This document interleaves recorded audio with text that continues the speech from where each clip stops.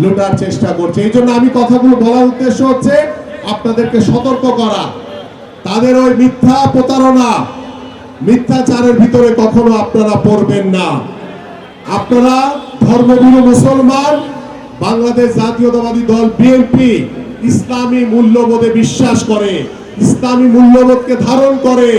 আপনারা সকলেই জানেন, আমাদের যারা এখানে বয়োজ্যেষ্ঠ আছেন, যে সংবিধানে যে বিসমিল্লাহির রহমানুর রহিম যে সংযোজন করা হয়েছিল, সেটা কে করেছিলেন? শহীদ রাষ্ট্রপতি জিয়াউর রহমান করেছিলেন। শহীদ রাষ্ট্রপতি জিয়াউর রহমান সংবিধানে বিসমিল্লাহির রহমানুর রহিম সংযোজন করেছিলেন এবং বলেছিলেন, আল্লাহর উপরে পূর্ণ আস্থা এবং বিশ্বাস রেখে আমাদের সকল কার্য পরিকল্পনা আমরা করব। তাহলে বিএনপি ইসলামী মূল্যবোধকে বিশ্বাস করে, ইসলামী মূল্যবোধকে ধারণ করে, কিন্তু ইসলামকে রাজনীতির জন্য কখনো ব্যবহার করে না।